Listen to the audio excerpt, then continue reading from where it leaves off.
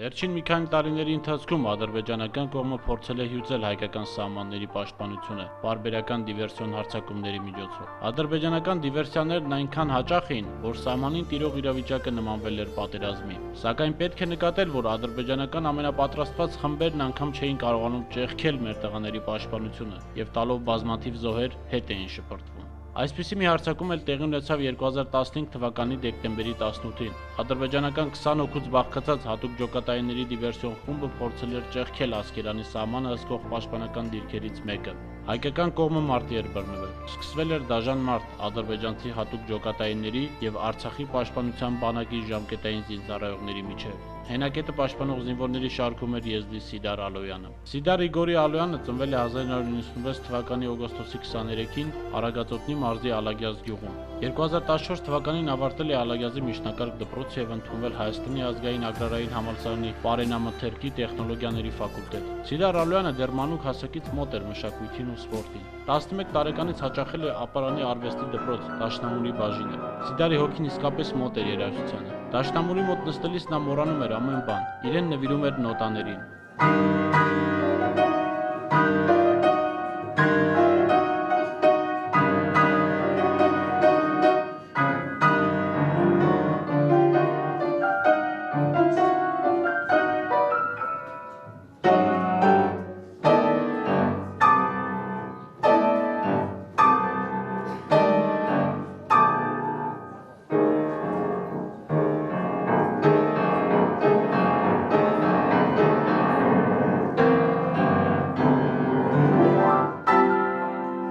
Սիդարը զբաղվում էր նաև սպորտով։ 13 տարեկանից զբաղվում էր ֆուլ կոնտակտ կարատե սպորտաձևով։ Այստեղ նա ունեցել է բազում հաջողություններ։ Մի քանի անգամ եղել է մարզային չեմպիոն, 3 անգամ Հայաստանի չեմպիոն։ Սպորտ դպրոցի մարզիչները եւ ֆեդերացիայի ղեկավարությունը մեծ հույսեր ուներ Սիդար Ալոյանի հետ։ Սիդարի մեջ տեսնում էին կարատեի ապագա աստղին։ Երրորդ դասանից նրան տարա երաժշտական դպրոց։ Ընդունակություններ շատ ուներ։ Սովորեց երաժշտական դպրոցի բարձանքներ։ Ավարտեց երաժշտական դպրոցը, Ապարանի երաժշտական դպրոցը, որին ես խոր հարգանքով եմ վերաբերվում եւ դիրեկտորի եւ ուսուցչական կազմի խելացի ուսուցիչների համակերպվել եմ Սիդարի հետ։ Երբ հանկարծ մի 5 րոպե ուշացած լիներ Սիդար, անմիջապես ահազանգում եմ, դե Սիդարը համատեղ գնում էր 1 խմբակ եւ 2 դպրոց։ Սիրողական կարատե եւ Ալագյազի միջնակարգ դպրոցը եւ Ապարանի երաժշտական դպրոցը։ Դժվար էր երեխայի համար։ Գյուղի երեխայի համար գյուղական պայմանները սրանք շատ դժվար են, նամանավանդ, որ ծնողները չեն աշխատում, նամանավանդ, որ պայմաններ չկան։ Սիդարը սիրում էր իր ընտանիքը, ընկերներին, սիրում էր մարդուն ու մարդկայինը, փորձում էր ամեն կերպ հնարավորության սահմաններում օգնել մարդկանց։ Երևի հենց այս հատկանիշն էլ նրան դարձնում էր բոլորի սիրելին, ընտանիքի պարծանքն ու ընկերների հավատարմության խորհրդանիշը։ Ինքը միշտ ինձ օգնում էր հարստանոցում։ Եվ մատիտով նկարներ էր անում, այդ նկարները տալիս էր ինձ, ես երկաթով ենք ծռում, ինձ օգնում էր։ Ինքը իմ հետ ընկերություն էր անում, կարող եմ ասեմ, ինձ պապա էր ասում, իսկ հորը անունն էր վերցնում, եկեր, մորն էլ խաթուն էր ասում, բայց տատիկին մամա էր ասում։ Ինքը անբաժանելի մի մասն էր։ Մենք չէինք կարծում, որ մեր թորն է։ Ես համ աղբոր տեղ է իր հետ ընկերություն անում, համ էլ տող տեղ։ Սիդարի հերոսական հոգին ու արիությունը դեռ վաղ տարիքից էր տեսանելի։ Հայաստանն իր հայրենիքն էր համարում, սիրում էր այս երկիրն ու հողը հարազատի պես։ Հայաստանի թշնամին իր թշնամին էր։ Հերոսը դեռ մանուկ հասակում էր ծածանել Հայաստանի դրոշը։ Դեռ մանուկ հասակում ցույց տվել թշնամուն, որ հայոց հողից ծնված ու ուժ ստացածը չի կարող պարտվել անօրեն թուրքին։ Նա գիտեր, որ իր կյանքում ապացուցելու բան ունի։ Սիդարը պետք է բոլորին ցույց տար, թե ինչ տոհմից եւ ինչ ցեղից է սերում։ Արիական իր ծագումը իրեն բնատուր խիզախություն եւ ճարպկություն էր շնորհել։ Ես հաստատ չեմ հիշում 11 թիվներ, թե 12 թիվը, ընդամենը 14 տարեկան էր։ Սևծովյան մրցաշարում գնացել էին, Սևծովյան մրցաշարի մրցումներին, հաղթել էր երկրորդ տեղն էր պատմել, հայկական եռագույնը փաթաթել էր մեջքին 3 եղբայրներով, պարել էին ադրբեջանցու հետ էր կռվել, մրցաշարը ադրբեջանցու հետ էր, հաղթել էր, Ետ ուզեցել էին դուրս գային, դալիճից ադրբեջանցիները խփել էին, նրանք են կռվել էին, կռվի էին, բռնվել 3 եղբայրներով, հայրն ու հորաքրոջ ամուսինը հասել էին։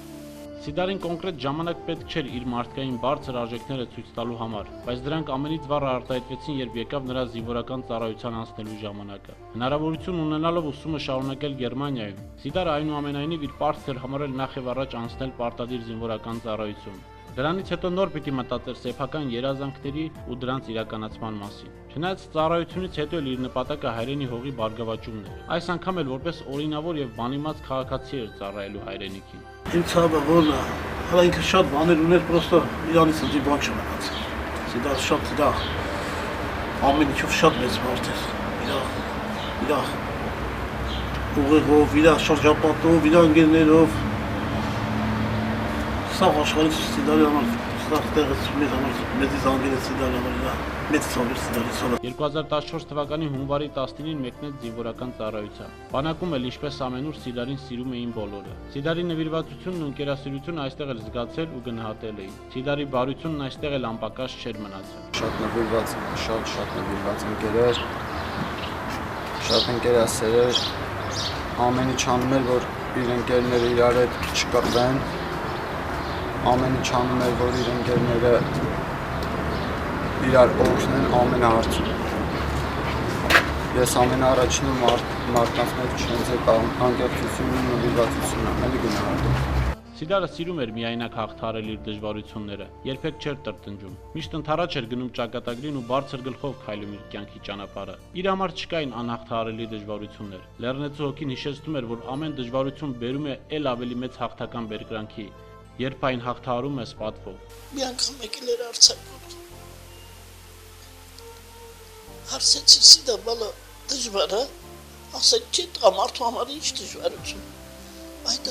ոնց ես այդքան արթուն մնում, ամբողջ գիշերը դու այդքան քնկոտեիր։ Ասեց մամա Պետրոն սաղմը, Պետրով սարճուրը լցնում եմ բրես, քունս չի գալիս, հսկում եմ սաղման։ Մերնեմ արևիտ։ Ախր կհիվանդանաս թոքաբուր կստանաս։ Մամա, բավոր հայրենիքը տանք, անամոտ վերադառնանք, գյուղում մեզ ինչ կասի։ Հայրենասիրությունը բարձր հատկանիշ է, որի կրողը կարող են լինել ոչ բոլորը։ Միայն իրական նվիրյալներն են, որ գիտեն իրապես սիրել հայրենիքը, գնահատել այն հողն ուր ծնվել ու մեծացել են։ Միայն իրական հայրենասիրի հայրենասիրությունն է, որ վարակիչը։ Հերոս տղայի հոգում բազում երազանքներ էին ապրում, որ պիտի իրականացներ զինվորական ծառայությունից հետո։ Աշխատասեր էր, սիրում էր նպատակներ դնել իր առաջ ու հասնել դրանց։ Սիրում էր արվեստն ու ամենից շատ երաժշտությունը։ Սովորում էր բան, կիսատ թողեց, ասեց կգնամ, եւ բոլորս հետ կգնամ կշարունակի։ Թղթերը, տետրները սովորում էր, ամեն ինչը տենց տվեց, մոտս ասեց թող մնա ինչև կգամ, եկավ օդպուր, հենց եկավ թուրը բացեց, վարվելով եկավ ես իա դաշնամուզնա, նստեց, հենց պատատվեց բալասմանորին բացեց, ասեց իշքան եմ կարոտել քեզ, դաշնամուզին վարկեց, ասեց դե խատուն, դե ասած, ինձ ասում իր խատունի, չի ասում, դե ասա ինչ նվագեմ, ես նվագեմ թուրք համար ստիղամ քանքիստ, մաքրի, հավաքի, ուրախությունից չգիտի ինչ ասի։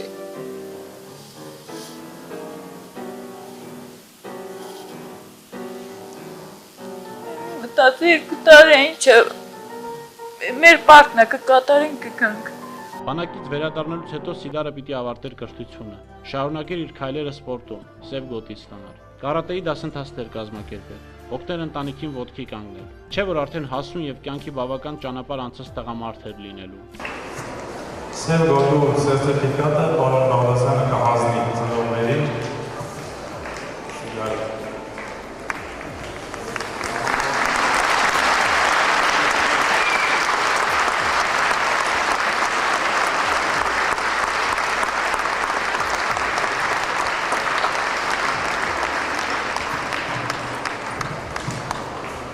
Սա Սիդարի սև գոտին է։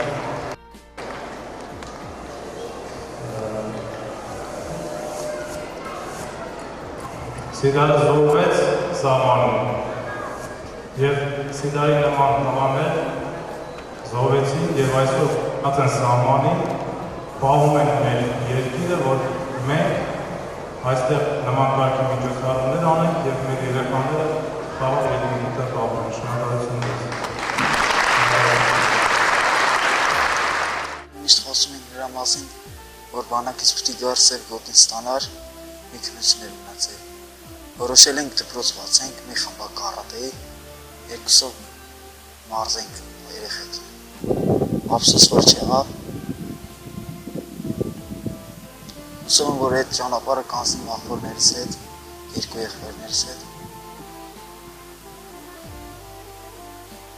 Եվ Սիդարի թողած գործը, կիսա թողած գործը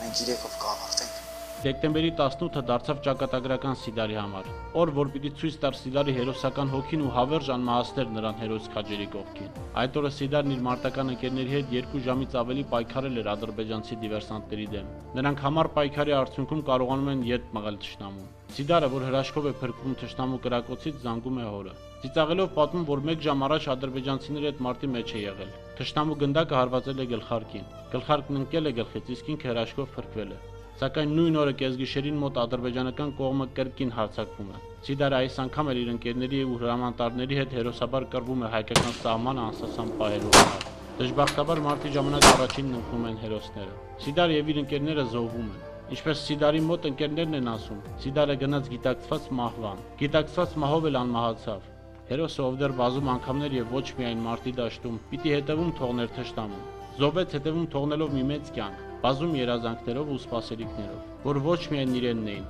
այլ նաեւ ընտանիքինը, ընկերներինը։ Թշնամու գնդակը դիպավ նրան, ով դեռ պիտի բազում անգամներ ծածաներ հայկական դրոշը, ի նշան հայոց պետականության ու նրա քաղաքացու հոգու արիության։